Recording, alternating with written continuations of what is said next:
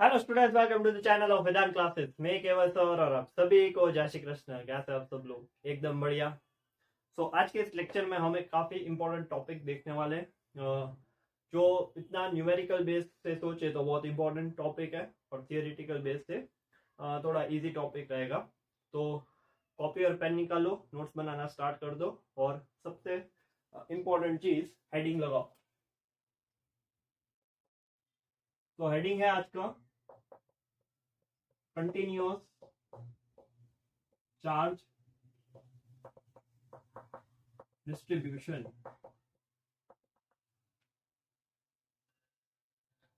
तो continuous charge distribution जो आज का टॉपिक रहने वाला है। ओके, तो पहले समझते हैं कि ये चीज एक्चुअली है क्या। कंटिन्यूअस चार्ज डिस्ट्रीब्यूशन का मीनिंग क्या होता है। ओके, तो at we can say microscopic level we can say quantization is considered। तो क्वांटाइजेशन का मतलब क्या होता है? It is a discrete nature. ठीक है, वो एक डिस्क्रीट नेचर है। हर एक चार्ज एक इंडिविजुअल और चार्ज फॉर्म के चार्ज से बिहेव करता है, तो वो डिस्क्रीट नेचर है। तो इट इज लाइक दिस, हर एक चार्ज अलग अलग हम देख सकते हैं सेपरेटली। तो this is a kind of discrete nature. Okay, तो यही चीज अगर हम मैक्रोस्कोपिक लेवल पे देखें, ओके, बड़े लेवल पे, एट मैक्रोस्कोपिक लेवल, ओके, तो यू कैन से कि माइक्रोस्कोप यानी बहुत और डीप में ये जूम इन करके देखो और ये जूम आउट करके देखो। ठीक है, वो कोई मीनिंग नहीं है, बट एक्सप्लेन करने के लिए बोल रहा हूँ। ये जूम इन फॉर्म में है। ओके, जैसे कैसे हम एक फोटो होता है, जैसे जूम करते रहते हैं तो पिक्सल्स दिखने लगते हैं। तो एक पिक्सल है वो एक डिस्क्रीट नेचर दिखाता है। ठीक है, उसको एक ऐसे जूम आउट कर दे हम, तो जूम आउट करेंगे तो एक पूरा फोटो बनेगा जिसमें हमको बस छोटे छोटे पिक्सल्स विजिबल फॉर्म में नहीं होते, बट वो अंदर होते हैं। राइट, तो यही चीज है। तो डिस्क्रीट नेचर यानी क्वांटाइजेशन माइक्रोस्कोपिक लेवल पे, फिर उसको ऐसे जूम आउट करके देखो। तो at microscopic level discrete nature, that you can say quantization is ignored। ठीक है, फिर वहां पे वो क्वांटाइजेशन नहीं रहता एंड चार्जेस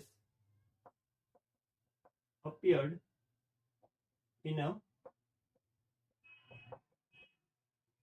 continuous form।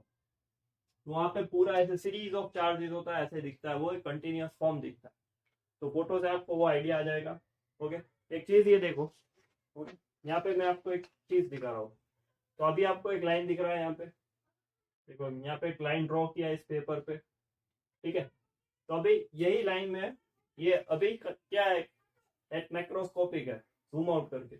अभी जूम इन करके मैं दिखाऊं यहाँ पे, यू कैन सी। ओके, तो वो डॉट्स के फॉर्म में पूरा बना है। तो this is a discrete nature. अभी जूम आउट कर दूं तो एक लाइन के फॉर्म में दिख रहा है। ठीक है, तो ये चीज इंपॉर्टेंट है माइक्रोस्कोपिक लेवल और मैक्रोस्कोपिक लेवल में, ये कॉन्सेप्ट है। ओके, तो अभी हमने माइक्रोस्कोपिक लेवल पे क्या स्टडी करना था वो सब चीजें देख लिया। कूलम्ब फोर्स देखा, फिर उसके बाद इलेक्ट्रिक फील्ड देखा, फिर इलेक्ट्रिक फील्ड्स के जो रिलेटेड क्वेश्चंस थे वो सॉल्व किए। तो माइक्रोस्कोपिक लेवल के जो भी सारे कॉन्सेप्ट थे उसको क्लियर किया। अभी मैक्रोस्कोपिक कंटिन्यूअस फॉर्म की बारी है ये। तो आई होप कि कॉन्सेप्ट एकदम क्लियर है कि कंटिन्यूअस चार्ज डिस्ट्रीब्यूशन है क्या। ओके, तो इसके अंदर हमें तीन चीजें लर्न करनी है। पहली चीज जो लर्न करनी है वो है line charge distribution,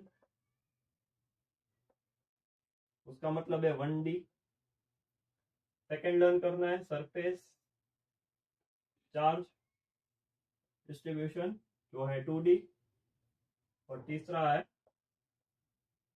volume charge distribution यानी कि 3D स्पेस में चार्ज डिस्ट्रीब्यूशन जो है वो सीखना। तो ये तीन चीजें इस लेक्चर में डिस्कस करनी है, फिर उस पर कुछ क्वेश्चन सॉल्व करेंगे। तो जल्दी से कॉन्सेप्ट नोट कर लो, फिर आगे देखते हैं।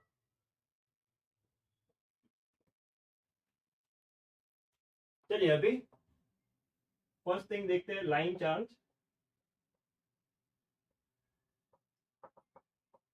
डिस्ट्रीब्यूशन। तो एक्चुअली 1D कॉन्सेप्ट है लाइन चार्ज डिस्ट्रीब्यूशन, ठीक है। तो सबसे पहले लिखते हैं उसकी डेफिनेशन। तो डेफिनेशन काफी सिंपल है, it is you can say charge per unit length, ये लाइन चार्ज डिस्ट्रीब्यूशन, सिंपल, ठीक है, कॉम्प्लिकेट नहीं करना है, सिंपल रखना है। फिर उसका फॉर्मूला अगर बनाए तो लाइन चार्ज डिस्ट्रीब्यूशन या लीनियर चार्ज डेंसिटी, ओके, इसको हम linear charge density which means it is denoted by lambda. So lambda is equal to, you can write charge by length, charge by length, okay. तो इसके हिसाब से ऐसा unit भी बन जाएगा आराम से, ओके। ऐसा यूनिट क्या बनेगा, ऐसा यूनिट बनेगा कूलम पर मीटर। इसके हिसाब से डायमेंशनल फॉर्मूला भी बना लो, तो it will be m0 L-1, coulomb को होता है T1 A1, ओके। पहले लेक्चर में याद रखा था हमने कूलम यानी कैट, CAT, ओके। तो ये हो गया dimensional formula linear charge density का, ओके। मान लो कि यहाँ पे कोई एक लीनियर चार्ज डिस्ट्रीब्यूशन लगा दो, तो एक पूरा ऐसा कंटिन्यूअस फॉर्म में पूरा चार्ज है, ठीक है, ये पूरा चार्ज है, तो ऐसे बता दो पूरा ऐसे वो चार्ज, ओके। तो यहाँ पे इस लाइन चार्ज डिस्ट्रीब्यूशन की वजह से यहाँ पे एक चार्ज Q0 है, उसके ऊपर फोर्स फाइंड करो और इलेक्ट्रिक फील्ड फाइंड करो, तो उसका जो एक जनरल फॉर्म बनेगा वो हमें डिराइव करना है, ओके। तो यहाँ पे पहले सबसे पहले लेट स्मॉल एलिमेंट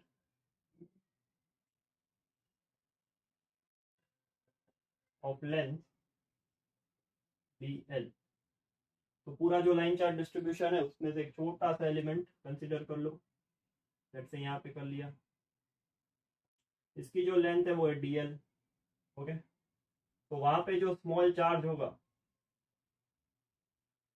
वो होगा dq, सही है। स्मॉल चार्ज यहाँ पे जो होगा यहाँ पे वो होगा dq।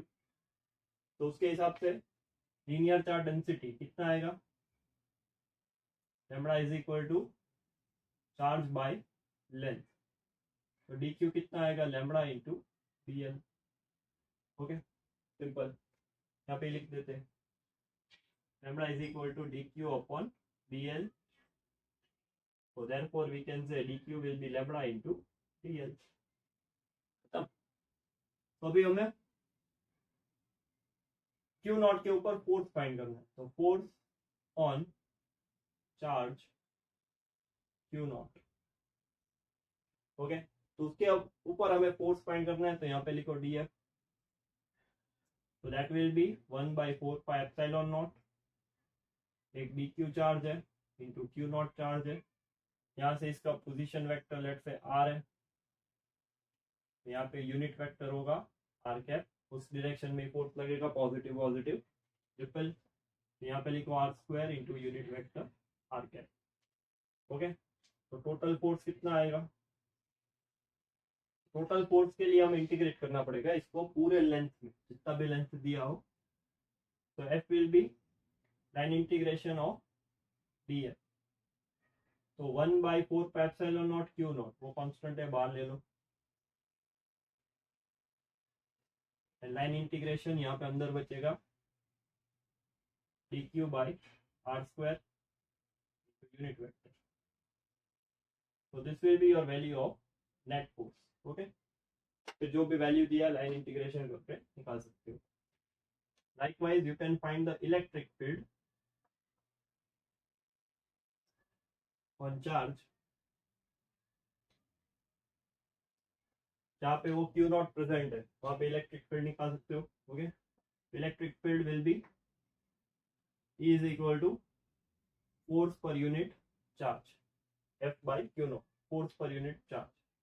फोर्स कितना है, q naught by 4πε0 line integration of d q by r square into r cap.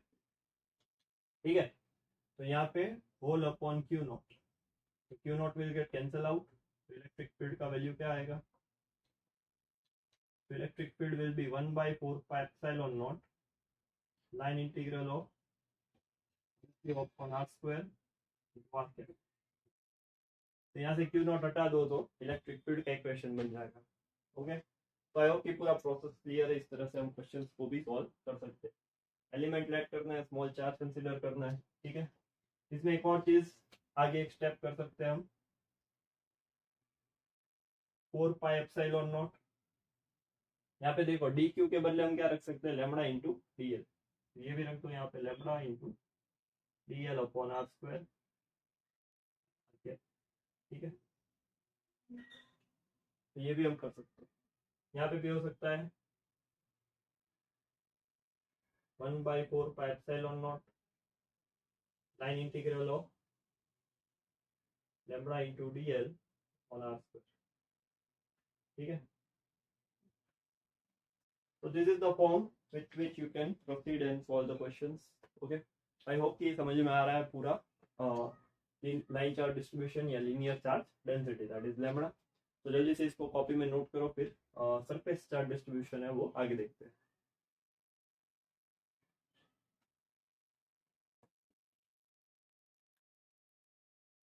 चलिए आगे अभी नेक्स्ट देखते हैं सरफेस चार्ज डिस्ट्रीब्यूशन। तो देखो बाकी का कंटेंट ऐसे ही रखा है। ओके, तो जहाँ पे चेंजेस करने हैं वहीं पे मैं चेंज करने वाला हूँ, बट आपको पूरा लिखना है। ओके, आप बुक में से नहीं मिटा सकते अपने नोट्स। ओके, तो आपको पूरा लिखना है। ये क्या सर, अपने तो गेम कर दिया। ओके, सो सरफेस चार्ज डिस्ट्रीब्यूशन वो 2 डायमेंशनल है, उसको हम सरफेस चार्ज डेंसिटी भी बोलेंगे। उसका जो नोटेशन आएगा वो आएगा सिग्मा। ठीक है, सरफेस चार्ज डेंसिटी का नोटेशन आएगा सिग्मा। तो डेफिनेशन है चार्ज पर यूनिट एरिया, इसका नोटेशन डेफिनेशन क्या है, चार्ज पर यूनिट एरिया। तो sigma equal to charge upon area. तो ऐसा यूनिट क्या बनेगा, coulomb upon metre square. Dimensional formula m0 L-2 P1 A1। ठीक है, coulomb per metre square, metre square का L-2 कूलम का P1 A1। तो ये हो गया डायमेंशनल फॉर्मूला। अभी फॉर्मूला डिराइव करना है, जनरल फॉर्म देखना है, कॉन्सेप्ट। तो मान लो कि यहाँ पे हमारे पास एक रीजन है, एरिया, तो पूरा यहाँ पे सरफेस चार्ज डिस्ट्रीब्यूशन है, पूरे एरिया में पूरा ऐसे चार्ज फैला हुआ है। ओके, तो यहाँ पे हमें अगर डिराइव करना है तो small element of area D S select कर लो। यहाँ पे एक छोटू सा एलिमेंट सेलेक्ट कर लो, इसका एरिया है D S. Okay, small charge, उसका जो स्मॉल चार्ज है डी क्यू, वो लेट कर लो डी क्यू। तो सिग्मा क्या आ जाएगा, चार्ज बाय एरिया। तो एरिया ले लो डी एस। ओके, एरिया ले लो डी एस। तो डी क्यू यानी क्या होगा, सिग्मा इंटू डी एस। हमें अभी फोर्स फाइंड करना है क्यू नॉट। तो यहाँ पे एक चार्ज क्यू नॉट लेट कर लो, जो यहाँ से आर पोजीशन वेक्टर पे हो, और इसका यूनिट वेक्टर इसी डायरेक्शन में होगा, रिपल्जन एक्ट करेगा। ठीक है, तो फोर्स तो ये लगेगा के Q1 Q2 by r square into unit vector. तो टोटल फोर्स अभी चाहिए, तो सरफेस इंटीग्रल के लिए यहाँ पे S लिख देंगे। तो ये हो गया हमारा सरफेस इंटीग्रेशन, यहाँ पे लिख देंगे S। ओके, तो डी क्यू के बदले अभी क्या सब्सटीट्यूट करना है, sigma into D S, sigma into D S. Same way electric field find कर सकते हो, एफ का वैल्यू जो ये है वही रख दो, यहाँ पे क्यू नॉट कैंसिल आउट हो जाएगा। और उसके बाद यहाँ पे डी क्यू, तो डी क्यू के बदले क्या रखना है, सिग्मा इंटू डी एस। चलिए, तो काफी सारा काम बहुत जल्दी जल्दी हो गया, क्योंकि सेम पैटर्न फॉलो कर रहा है। ठीक है, ये सेम पैटर्न से आप इसको याद रख सकते हो, काफी इजी है। सिर्फ फोकस करना है और रिलेट करना है इसको। ओके, तो देखो चीजें कितनी इजी हो जाएगी। ओके, आई होप कि सरफेस चार्ज डिस्ट्रीब्यूशन एकदम क्लियर है, कुछ है नहीं। ज्यादा इसका जो कॉन्सेप्ट है वो न्यूमेरिकल में और अच्छे से क्लियर हो जाएगा। ओके, तो लिख लो, आपको लिखना पड़ेगा पूरा ये। ओके, पॉज करके लिखो, स्क्रीनशॉट ले लो, आपकी मर्जी। ओके, तो जल्दी से इसको नोट डाउन करो, फिर हम third topic that is volume chart distribution आगे देखते हैं।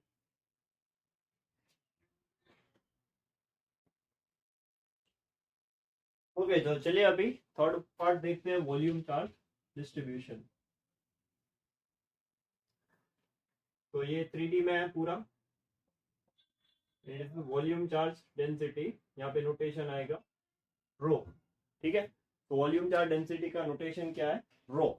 ओके, तो डेफिनेशन के according charge per unit volume हो जाएगा यहाँ पे। तो rho will be equal to charge upon volume. अगर इसके हिसाब से सोचो तो ऐसा यूनिट होगा coulomb per metre cube. Dimensional formula m0 -3 T1 A1। ठीक है, बढ़िया एकदम। तो डायमेंशनल फॉर्मूला आ गया हमारे पास, ऐसा यूनिट आ गया, formula charge per unit volume. Okay, यहाँ पे एक 3 डायमेंशनल ऑब्जेक्ट कंसीडर करो, तो पूरा ऐसे वॉल्यूम डिस्ट्रीब्यूशन है यहाँ पे 3 डायमेंशनल में, पूरा ऐसे चार्ज है वो डिस्ट्रीब्यूट फैला हुआ। ठीक है, तो अभी small element of volume dv consider कर लो, जिसके पास स्मॉल चार्ज dq है। तो यहाँ पे मान लो कि ऐसे इसका स्मॉल वॉल्यूम हमने dv कंसीडर कर लिया, इसके पास चार्ज है dq, स्मॉल चार्ज dq। तो dq बाई dv, तो dq कितना होगा, रो इंटू dv। बढ़िया एकदम। फिर हमें फोर्स फाइंड करना है, हमने charge q not which is at a position r। Okay, तो यहां से यूनिट वेक्टर लेट से r कैप हो जाएगा, तो df क्या होगा, first charge q1 q2 by r square. फिर टोटल फोर्स चाहिए तो यहाँ वॉल्यूम इंटीग्रेशन करना होगा, यहाँ पे वॉल्यूम इंटीग्रेशन आएगा, और dq के बदले हम लिखेंगे रो इंटू dv। ये हो गया फोर्स, यहाँ पे लिखेंगे v, वॉल्यूम इंटीग्रेशन। ठीक है, तो काफी इजी है, सेम पैटर्न फॉलो कर रहा है again. Electric field f by q not, force per unit charge. q not will get cancel out, क्योंकि यहाँ पे भी q नॉट है, यहाँ पे q नॉट आएगा। Okay, yes will be q not 1/4 epsilon not dq, dq के बदले रखेंगे रो इंटू dv। ठीक है, आगे भी करेक्शन कर लेना अगर यहाँ पे q लिखा हुआ है, क्योंकि वो q नॉट है, सिर्फ सब्स्टिट्यूट किया। ठीक है, वो चीज आपके नोट्स में देख लेना। तो ये हो गया वॉल्यूम चार्ज डिस्ट्रीब्यूशन, काफी तेजी से हो रहा है कंसेप्ट। ओके, तो आई होप कि पूरा ये टॉपिक क्लियर है कंटिन्यूअस चार्ज डिस्ट्रीब्यूशन का। इसके अंदर ये 3 ही रूल्स आते हैं, linear, surface and volume charge distribution, जो मैंने आपको यहाँ पे डिराइव करके दिखाया या जनरल फॉर्म बना के दिखाया। ओके, जल्दी से इसको नोट डाउन करो, फिर क्वेश्चन हम आगे सॉल्व करने वाले, काफी मजा आएगा क्वेश्चन सॉल्व करने में। तो उसके पहले ये चीज नोट कर लो अपने कॉपी में।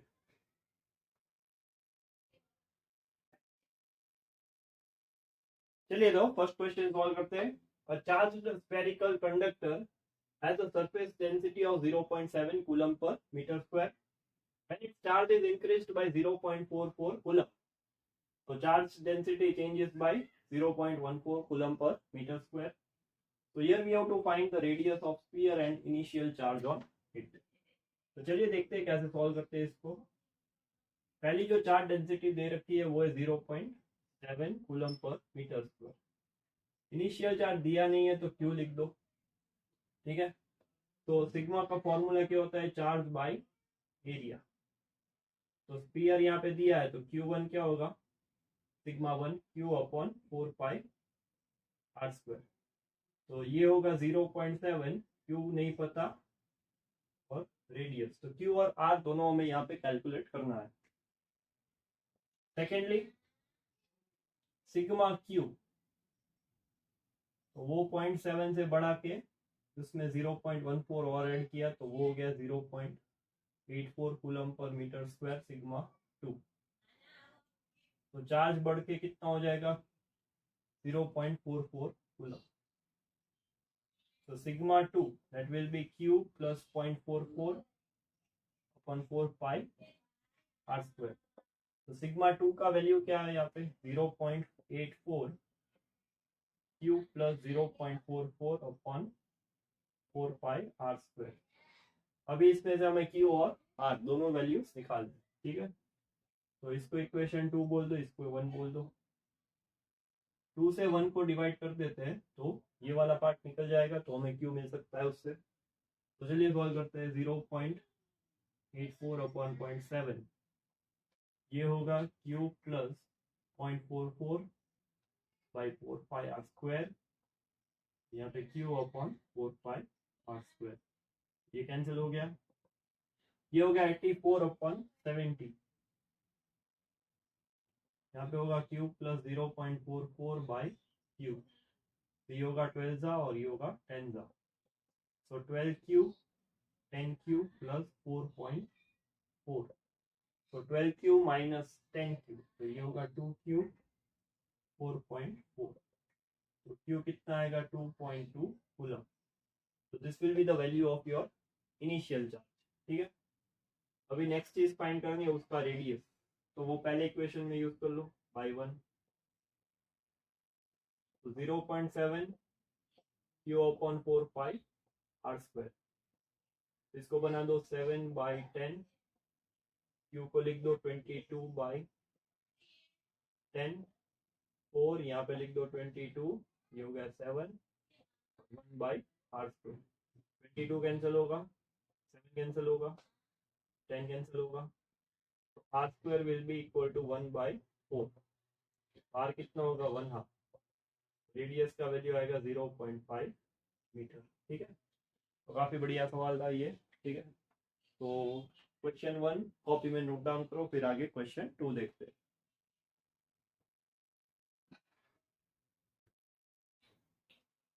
चलिए नेक्स्ट सवाल देखते हैं, question 2। 64 drops of radius 0.02 metre and each carrying a charge of 5 microcoulomb.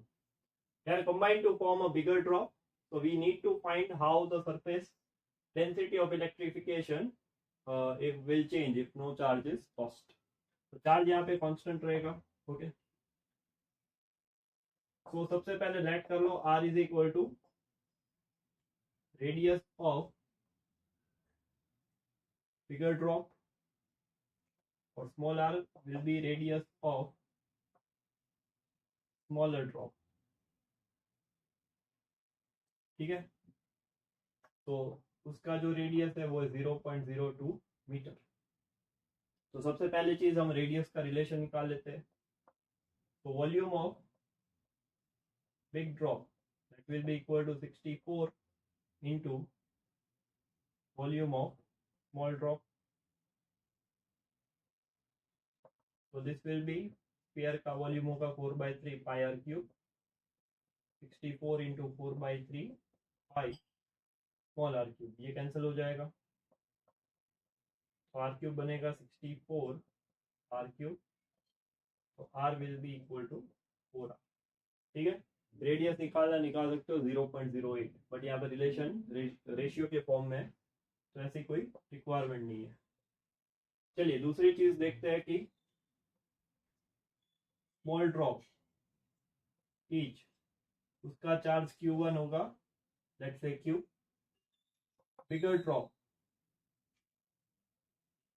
Drop total जो उसका चार्ज है वो 64 Q होगा, हर एक का चार्ज Q प्लस Q, तो 64 टाइम्स होगा वो, ओके।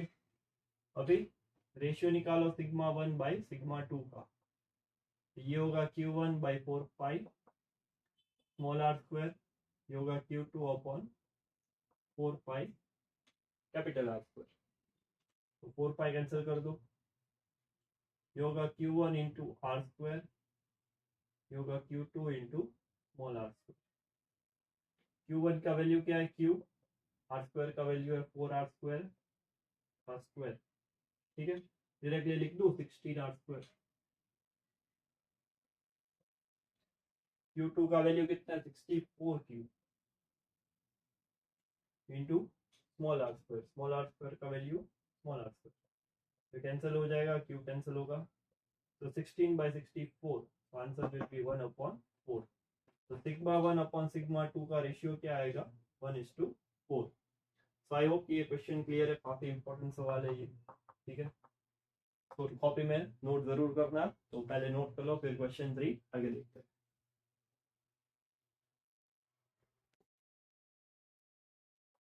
चलिए दो और क्वेश्चन सॉल्व करते हैं। Question 3, okay, formula based questions है। A uniformly charged sphere carries a total charge of 2 pi into 10 power minus 12 coulomb. तो Q यहाँ पे 2 pi into 10 power minus 12 coulomb and the radius is given 5 centimeter. तो 5 centimetre है, तो 5 into 10 power minus 2 metre कर दो इसको, ऐसा ही में सॉल्व करना है। डिटरमाइन सरफेस चार्ज डेंसिटी, तो sigma is equal to Q upon 4 pi r square.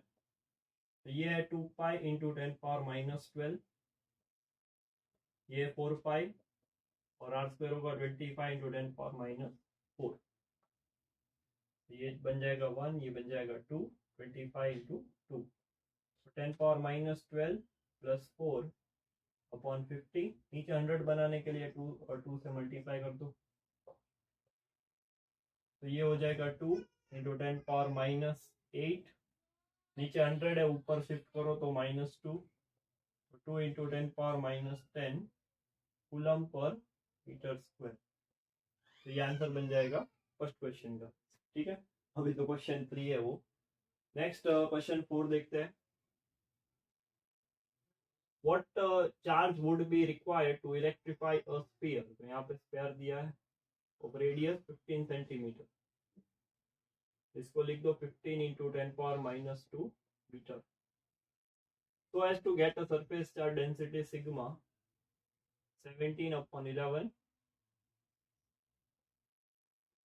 ठीक है। यहाँ पे माइक्रो दिया है तो 10 पावर माइनस 6 लगेगा उसका coulomb per metre square. Find क्या करना है? Charge Q। तो लगाओ formula sigma equal to Q upon 4 pi are square. Into Q बन जाएगा 4 पाई आर स्क्वायर इंटू सिग्मा, तो 4 इंटू 22/7 आर स्क्वायर, तो वो होगा 225 into 10 power minus 4 into sigma, sigma का वैल्यू है 7/11 10 पावर माइनस 6।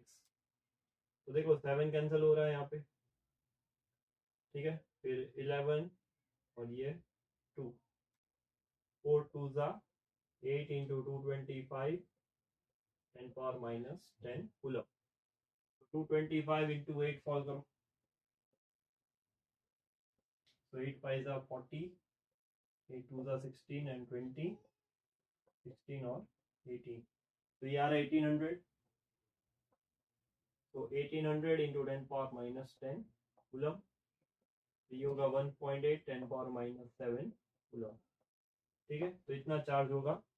तो फॉर्मूला बेस्ड क्वेश्चन है, सिंपल क्वेश्चन है, वो आने चाहिए नीट में, इस तरह के क्वेश्चन बन सकते हैं, ओके। जो फॉर्मूला बेस्ड है काफी इजी होते हैं सॉल्व करने के लिए, ये नोट कर लो, फिर कुछ और सवाल आगे देखते हैं।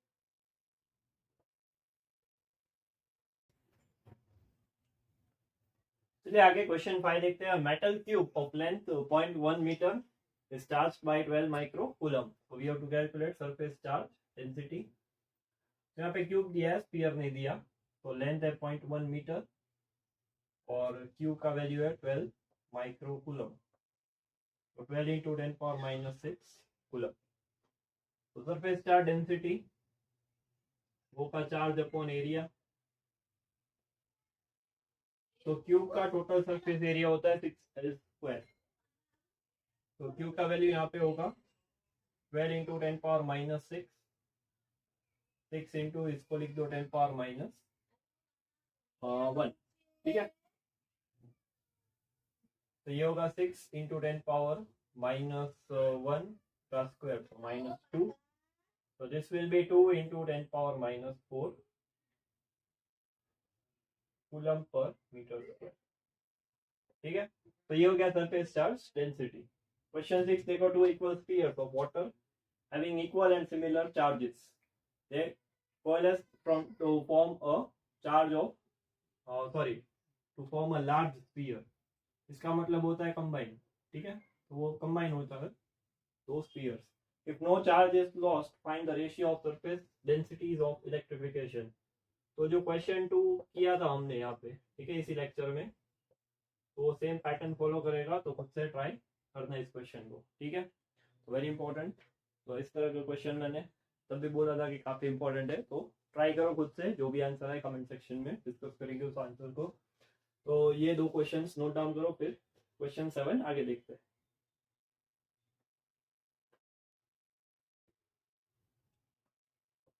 चलिए क्वेश्चन 7 सॉल्व करते हैं। A thin semicircular ring of radius a is charged uniformly and charge per unit length is lambda. Find the electric field at its center. तो यहाँ पे एक सेमी सर्कुलर रिंग दिया है, ओके, तो इसके यहाँ पे सेंटर पे हमें इलेक्ट्रिक फील्ड फाइंड करना है, और ये यूनिफॉर्मली चार्ज है। आप इंटरेस्टिंग क्वेश्चन है ये, एक तरह से डेरिवेशन ही समझ लो, ओके। तो यहाँ पे एक पॉइंट कंसीडर कर लो, ठीक है, छोटू सा एलिमेंट यहाँ पे ले लो d l, this is our d l, पूरा जो लेंथ है वो कंसीडर करो। तो यहाँ पे एक छोटू सा एलिमेंट डीएल है, तो ये जो एंगल बन रहा है दैट से थीटा एंगल है। फिर यहाँ से डीएल तक जाओ तो स्मॉल डिस्प्लेसमेंट दिखेगा, यहाँ पे स्मॉल डिस्प्लेसमेंट होगा डी थीटा। रेडियस यहाँ पे बोला है ए, ठीक है, वो तो चेंज नहीं होगा वैसे ही, यहाँ पे डी थीटा बन गया, ओके। इस स्मॉल एलिमेंट का जो चार्ज है वो है let's say D Q, D Q is a charge, small charge. तो अभी सेंटर पे यहाँ पे इसके वजह से जो फील्ड लगेगी वो इस डायरेक्शन में आएगी, लेट्स से E1, ठीक है, वो फील्ड इस डायरेक्शन में आएगी। तो वैसे ही कुछ अगर हमें समझना है, तो यहाँ पे जैसे यहाँ से यहाँ तक एंगल कंसीडर किया, वैसा ही एंगल यहाँ पे कंसीडर करो, the opposite side at angle same angle theta. तो यहाँ पे भी एक स्मॉल एलिमेंट हम कंसीडर करें डीएल, इसका छोटू सा चार्ज है डी क्यू, तो उसका भी रेडियस ए होगा, यहाँ पे स्मॉल एंगल बनेगा डी थीटा, ठीक है, दोनों का स्मॉल एंगल डी थीटा है। तो इसके वजह से जो फील्ड लगेगी वो कुछ इस डायरेक्शन में होगी, this will be your E2, ठीक है। तो इसके वजह से लगेगी यहाँ पे फील्ड, इसके वजह से लगेगी यहाँ पे, ये कंसिडर किया होता तो ऐसे नीचे फील्ड आती, ठीक है। तो आई होप कि ये ज्योमेट्री क्लियर है, पूरा फिगर क्लियर है कि कैसे बनाया है, ओके। अभी देखो यहाँ पे अगर इस कंपोनेंट्स को रिजोल्व करो, ओके, चल ये मार्कर तो नहीं चल रही थी, कंपोनेंट को रिजोल्व करो, तो यहाँ पे एंगल बनेगा थीटा, यहाँ पे भी एंगल बनेगा थीटा। तो E1 इस डायरेक्शन में आएगा, that will B E1 cos theta. इस डायरेक्शन में जो आएगी electric field that will B E2 cos theta. अब यहाँ पे देखो रेडियस सेम है, स्मॉल एंगल थीटा भी सेम है, डी थीटा सब सेम है, electric field will B also same, magnitude जो होगा वो उसका सेम ही आएगा। तो यहाँ पे E cos थीटा और E cos थीटा, तो यू कैन क्लियरली सी कि ये दोनों एक दूसरे को कैंसिल आउट कर देंगे, ओके। और यहाँ पे E sin थीटा और इसकी वजह से भी E sin थीटा, तो जो भी सारे साइन कंपोनेंट्स है वो ऐड ऑन होंगे, कॉस वाले कैंसिल होंगे। ये हमने दो पॉइंट लेके चेक किया कि कौन से कैंसिल हो रहे हैं, कौन से ऐड ऑन हो रहे हैं, इसलिए हमने दो पॉइंट यहाँ पे कंसीडर किए थे on the semi circular part, okay. So here all cos component will get cancel out and sin components will be added or rather you can say integrated, okay, integration करना पड़ेगा to get total electric field, बढ़िया है। Total electric field के लिए integrate करना पड़ेगा। सो ई will be integration यहां से लेके यहां तक, तो 0 से लेके पाई तक, okay. D E, small D E हमें कैलकुलेट करना पड़ेगा। तो चलिए पहले स्मॉल डी ई निकाल लेते हैं। सो डी ई क्या है, k q by r square, radius square, small charge d q. अभी डी क्यू क्या है, डी क्यू तो होगा lambda into d l, okay. D q क्या होगा, lambda is equal to d q by d l, तो d Q will be lambda into d l. D l यहाँ पे आर्क है, d l is our arc, ठीक है। एक और फॉर्मूला है, theta is equal to arc बटे रेडियस, ये फॉर्मूला यूज कर लो तो डी थीटा कितना होगा, डी एल अपॉन रेडियस ए, तो यहाँ पे रेडियस ए दिया है, तो ये इसमें से डी एल निकाल लो, होगा ए डी थीटा, ए डी थीटा। डी एल के बदले वो रख दो, तो डी क्यू कितना होगा, so D Q will be equal to lambda a D theta. ये काफी इंपॉर्टेंट चीज है, तो सेटअप करने आना चाहिए, ठीक है। चलिए बढ़िया, तो यहाँ पे होगा ये के lambda a D theta, okay. D theta इसलिए क्योंकि हमें थीटा के फॉर्म में इंटीग्रेट करना है, तो डी थीटा और ये होगा ए स्क्वायर, ए से कैंसिल, तो डी क्या आएगा, के लेमड़ा ए डी थीटा। तो यहाँ पे जो डी ई है वो हमारा कौन सा है, साइन कंपोनेंट है। यहाँ पे डी ई साइन थीटा हमारा जो कंपोनेंट है उसको हम इंटीग्रेट करेंगे, तो डी हमने क्या निकाला, ये के लैम्बडा ए डी थीटा और ये साइन थीटा, तो के लैम्बडा ए कांस्टेंट है उसको बाहर निकाल दो, और साइन थीटा डी थीटा अभी इसको इंटीग्रेट करना है 0 से पाई में। तो साइन का इंटीग्रेशन क्या होगा, साइन का इंटीग्रेशन माइनस कॉस, तो माइनस के लैम्बडा ए, यहाँ पे होगा कॉस थीटा, होगा 0 से लेके पाई तक, तो माइनस के लैम्बडा ए कॉस पाई माइनस कॉस 0, तो कॉस पाई कितना होता है, -1, माइनस के लैम्बडा ए, ये होगा -1, ये होगा -1, तो -2 हो गया, तो माइनस के लैम्बडा ए -2, तो माइनस माइनस प्लस, तो electric field at the centre will be 2k lambda a, okay। if radius is r, क्योंकि हमारी नेचुरली हैबिट ऐसे इंस्टिंक्ट ऐसा होता है कि हम रेडियस कंसीडर करते हैं, फिलहाल यहाँ पे a दिया था तो a से सॉल्व किया, तो r से ये फॉर्मूला है वो याद रख लो, काम आ जाएगा भी, तो 2k लैम्बडा अपॉन r।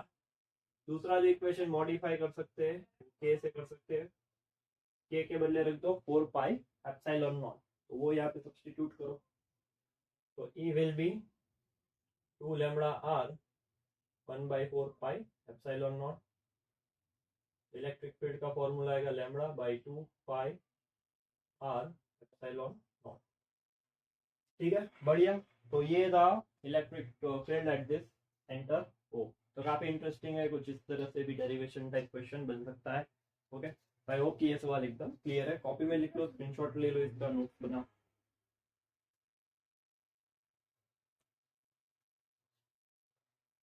चलिए, तो आई होप कि कंटिन्यूअस चार्ज डिस्ट्रीब्यूशन का टॉपिक एकदम क्लियर है, ठीक है। फॉर्मूला बेस्ड क्वेश्चन ज्यादा एक्सपेक्ट करते हैं इससे, कुछ इस तरह के सवाल आ जाए तो भी पता नहीं, ओके। तो अगर प्रैक्टिस होगी तो you can do that question also. तो इसी तरह पढ़ाई करते रहो, आगे बढ़ते रहो, ऑल द बेस्ट।